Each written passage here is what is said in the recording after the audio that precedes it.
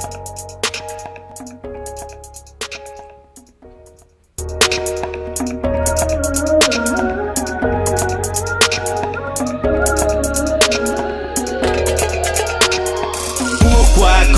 peut beau crier, envoyer des communiqués, sensibiliser, informer, c'est un rapport de force, le racisme systémique, c'est un rapport de force.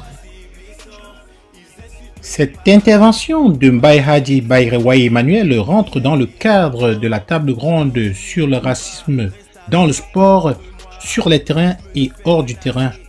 Une table ronde organisée par la table de concertation du mois de l'histoire des Noirs, le COPAC et des partenaires, dont la ville. Une table ronde qui visait surtout à circonscrire ce phénomène et à proposer des solutions qui pourraient contribuer à sensibiliser, interdire, punir de tels comportements et surtout agir pour faire cesser de manière efficace et pérenne le racisme dans le milieu du sport. Plusieurs interventions ont eu lieu et voici la quintessence. Qu'on peut qualifier de raciste, qui ne pourrait même pas être catégorisé dans cette unité de racisme juste parce que les personnes ne savent pas qui nous sommes, ils nous voient, mais ils ne savent pas quelle est notre histoire, quelle est notre mentalité, qu'est-ce qu'on peut faire, qu'est-ce qu'on est capable de ne pas faire. Moi, peut-être je vais sortir un peu du cadre du soccer pour entrer dans l'emploi, par exemple. Ben, c'est ce que je connais le plus. Parce que, comme je vous ai dit, j'enseigne et l'une des recommandations, ce serait peut-être d'organiser des activités d'éducation où les personnes issues de la communauté d'accueil, je veux dire les Québécois de souche, doivent aussi contribuer. Donc ce n'est pas juste dans un sens, ça doit être dans les deux sens. Oui, ça doit être un jumelage pour qu'on se connaisse mieux. Donc organiser aussi des activités pour favoriser la cohésion sociale entre les différentes couches pour qu'on se connaisse. Ce pays du Canada, c'est l'immigration. Alors, il ne faut pas aller voir l'impérialisme français, esclavagiste et colonialiste. On ne peut pas avoir, ça n'a rien à voir, c'est diamétralement opposé. Et c'est pour cette raison qu'il faut qu'on fasse très très attention par rapport à ça. De prendre au bon. La campagne de publicité, ça peut faire beaucoup. Une campagne de publicité forte, hein, au même titre contre l'homophobie, contre la discrimination, contre l'intimidation, etc. L'intimidation n'est pas réglée, ça existe encore, mais les campagnes sont fortes, donc ça fait en sorte que les gens on sensibilise du même coup. Non, pas tout frappé, parce que c'est mon dada, hein, le racisme, autour de moi. Et des amis qui ont des enfants me rapportent ça, le cas de racisme dans les écoles ici à Québec. Ces enfants entendent parler du racisme des Noirs, des musulmans dans les familles.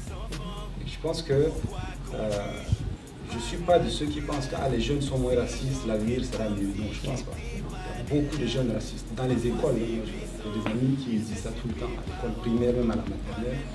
Puis ces jeunes vont grandir, vont aller sur le terrain de soccer, de football, avec ces idées racistes. Donc, je me dis, dans un futur proche ou lointain, ce problème va aller en grandissant.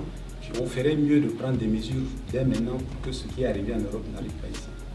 Puis je vous entends parler de sensibilisation, d'information. Moi, je suis convaincu que ça n'a pas d'effet de sensibilisation contre le racisme. Ça a des effets sur le racisme individuel. C'est quelqu'un qui ne sait pas, mais le racisme, dont il est question, le racisme systémique, l'information n'a rien à voir avec ça. La sensibilisation n'a rien à voir avec ça. Le racisme systémique, c'est du pouvoir. C'est un rapport de pouvoir uniquement. Et donc, dans le milieu du sport, moi je l'ai vu au niveau des femmes, là, quand une femme est autour d'une table, les hommes ne font plus de jokes sexistes. Ils font attention à leur comportement sexiste parce qu'il y a une femme autour de la table. Le jour où il y aura des minorités sensibles sur les CA des fédérations de sport, là, la question est, moi je suis d'accord avec M. Lindina, il faut agir sur le niveau institutionnel. Et comme minorité, nous devrons nous battre pour qu'il y ait des représentants sur les CA des fédérations de sport. C'est beau de documenter le racisme, mais il faut éviter le piège qui consiste à dire bon, il n'y en a pas beaucoup et puis on n'agit pas. Comme François Hollande le dit, le racisme, il y en a ou il n'y en a pas. Même si c'est 10%, c'est beaucoup. Nous-mêmes collectivement, nous nous battions pour que nous soyons assis. Il y a beaucoup de jeunes noirs, arabes, bosniens qui jouent le soccer. Pourquoi est-ce qu'ils ne seraient pas représentés sur les CA des fédérations? Moi, je pense que l'une des pistes de solution, c'est qu'on se batte pour que nous soyons autour de la table. Parce que je suis convaincu que le racisme individuel, moi, c'est pas grave. Tu peux parler à quelqu'un, il va comprendre le racisme, que nous luttons sur le racisme systémique. Et puis je pense que peut-être l'une des pistes de solution, c'est d'œuvrer en ce sens-là. la démocratie n'a pas la même saveur, n'a pas la même façon d'être dite, d'être vue, d'être vécue. Donc ici, on est un petit peu comme méfiant vis-à-vis de la tenue, de l'uniforme, des autorités, etc. Et donc c'est un petit peu difficile. Mais il y a un travail énorme à faire d'abord et avant tout au niveau des communautés, de la diversité ou racisée ou des minorités ethnoculturelles ou des minorités visibles. Il y a énormément d'appellations là qu'on peut avoir à ce niveau-là. Il y a cette sensibilisation-là à faire. À la justice en cas de discrimination. Puis là, c'était plutôt du point de vue du fardeau de la preuve. Là. En cas de, par exemple, si la personne porte plainte, puis qu'on est devant les tribunaux, à cette étape-là, entre la parole du policier ou de l'autre par rapport à la victime, etc., est-ce qu'il ne faut pas alléger le fardeau de la preuve ou même le renversement de la charge de la preuve?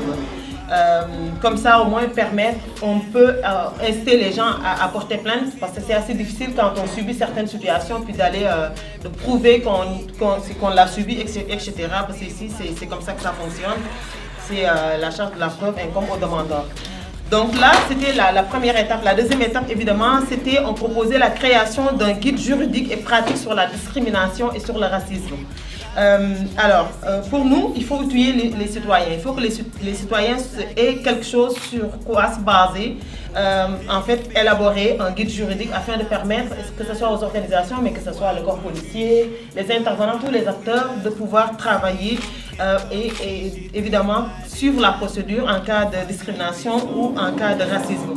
Et puis, pour le COPAC, ce guide devrait présenter un aperçu clair des procédures envisageables en cas de discrimination et de racisme, c'est-à-dire les secteurs de l'emploi, le travail, l'éducation, santé, sport, les services sociaux, etc.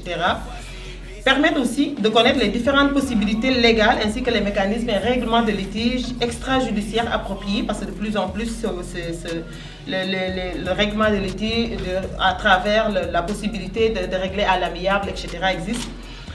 Et parlant de solutions structurantes, moi je pense qu'on peut trouver d'autres, mais ça tourne plus ou moins autour de la prévention, l'accompagnement des victimes, la recherche de solutions. Ça passe évidemment par l'éducation, que ce soit au niveau des écoles primaires, que ce soit au niveau des écoles secondaires, parce que c'est là où ça se passe. Mais quand la prévention ne fonctionne pas, il faut que la sanction soit là. Puis les gens souvent, quand ils savent qu'il y a la sanction qui tombe, là on ne dira pas un sale nègre à un jeune de 12 ans qui joue juste du soccer. Merci. C'est donc sur une note positive et d'espoir que s'est achevée cette table ronde.